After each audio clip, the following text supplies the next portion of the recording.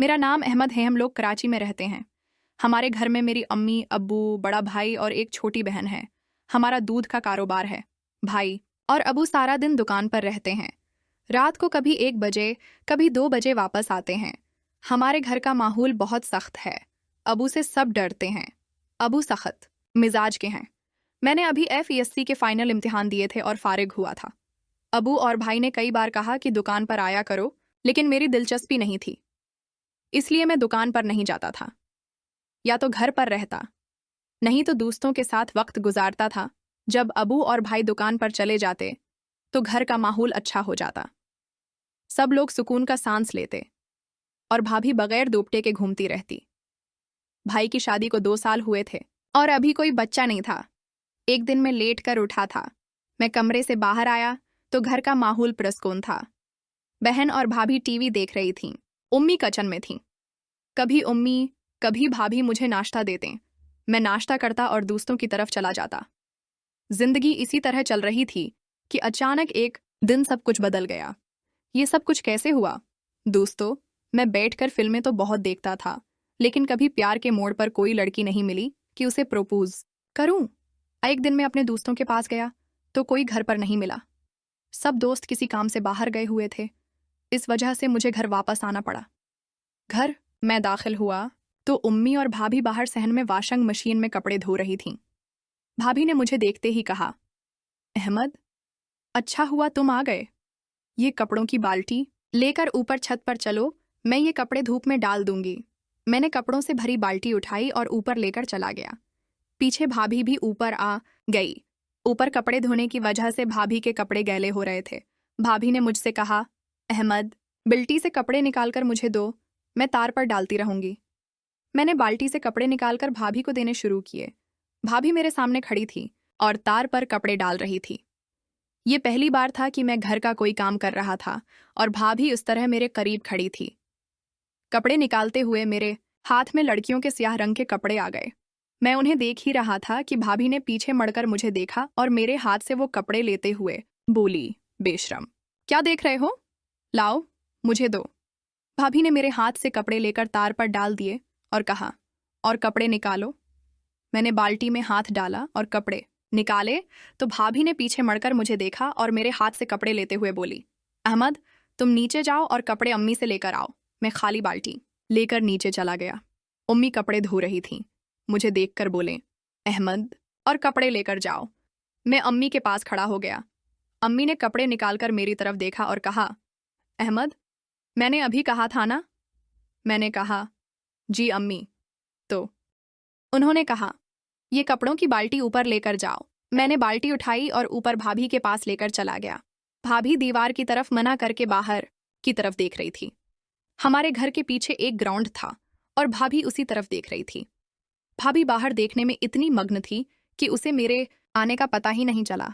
मैंने कपड़ों की बाल्टी रखी और भाभी के साथ बाहर की तरफ देखने लगा।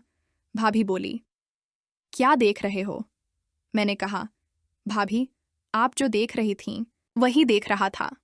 हमने देखा तो नीचे ग्राउंड में एक गुधा खड़ा था और भाभी गुधे को देख रही थी। मैं भी ये मंजर देखने लगा तो भाभी को एहसास हुआ कि मैं आ गया हूं।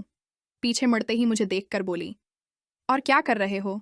मैंने कहा, माजरत भाभी, मैं भी वही देख रहा था जो आप देख रही थीं। भाभी बोली, लेकिन ऐसी हरकत आइंदा कभी ना करना, वरना तुम्हारे भाई और अबू को बता दूंगी। मैंने कहा, भाभी, माजरत, आइंदा नहीं होगा, मुझे माफ कर दें। भाभी बाल्टी से कपड़े निकालकर तार पर डालने लगी और कपड़े डालकर नीचे चली गई। मैंने शक अदा किया कि ज्यादा गड़बड़ नहीं हुई। मैं नीचे जाने लगा तो ख्याल आया कि भाभी ने जो अपने कपड़े डाले हैं उन्हें देखा जाए। मैं ऊपर अकेले था। भाभी नीचे चली गई थी। मैंने कपड़ों को अलट पलट कर देखना शुरू किया कि अचानक भाभी ऊपर आ गई और मुझे कपड़े देखते हुए पकड़ लिया। अहमद, ये क्या कर रहे हो? मैं घबरा कर नीचे भाग गया। आज का दिन ही अजीब था। कुछ वक्त नहीं गुजरा था कि भाई की कॉल आई। कहाँ हो? मैंने कहा, भाई, मैं बाहर हूं। भाई ने कहा, दुकान पर आ जाओ, एक काम है। मैं दुकान पर पहुंचा तो भाई ने बताया, तुम्हारी भाभी के अबू की तबीयत खराब है, तुम भाभी को लेकर साहिवाल चले जाओ। भाई ने मुझे पैसे दिए। 2 सीटें कल की बुक करवा लो, भाभी को छोड़कर वापस आ जाना। मैं जाने लगा तो भाई ने मजीद पैसे दिए। आईसी वाली गाड़ी में बुकिंग करवा लेना, गर्मी का मौसम है। मैंने बुकिंग करवाई और भाई को कॉल कर दी।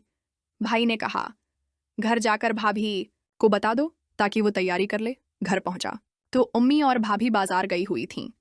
छोटी बहन हसीना ने बताया। मैंने खाना खाया और अपने कमरे में आ गया। मैंने तेल से अपने जिस्म की मालिश शुरू की। मैं उसमें इतना मगन हुआ कि मुझे पता ही नहीं चला कि कब भाभी कमरे में दाखिल हो गई। अहमद, मैं चौंक कर उठ बैठा। भाभी दरवाजे पर खड़ी थी। आप कब आए? भाभी बोली, मैं ये पूछने आई थी कि गाड़ी की बुकिंग हो गई। मैंने कहा, जी भाभी, कल की हो गई। भाभी ने दरवाज़ा बंद करते हुए कहा, जब ऐसा क्या करो तो दरवाज़ा लॉक कर लिया करो, समझे? मैं शर्मिंदा होकर बेड पर बैठ गया। कुछ देर बाद हसीना ने बताया कि अम्मी ने बुलाया है। अम्मी ने कहा, अहमद, तुम भी कल के लिए तैयारी कर लो। हसीना ने मुझसे कहा, मेरा मोबाइल ठीक करवा दो। मैंने अबू से पैसे लेकर हसीना के लिए नया मोबाइल खरीदा। घर वापस आया तो सबने मोबाइल देखा। भाभी ने मुझे अपने कमरे में बुलाया। अहमद, मेरा बैग बंद कर दो। मैंने बैग बंद कर दिया। रात को भाई और अबू आ गए। सबने मिलकर खाना खाया। अबू ने पूछा, तुम वापस कब आओगे? मैंने कहा, 1 दिन रख कर आ जाऊंगा। रात को जब सब सो गए तो मुझे प्यास लगी। मैं किचन में पानी पीने गया तो ऊपर से भाभी की आवाज़ आई। मैं चुपके से ऊपर गया तो भाभी फ़ोन पर किसी से प्यार भरी बातें कर रही थी। मैंने सुना तो हैरान रह गया। भाभी किसी और से बात कर रही है, मैंने सोचा। अचानक भाभी ने फ़ोन बंद किया और नीचे आने लगी। मैं जल्दी से नीचे आ गया। भाभी ने मुझे देखा तो चौंक गई। तुम यहाँ क्या कर रहे हो? मैंने कहा, पानी पीने आया था।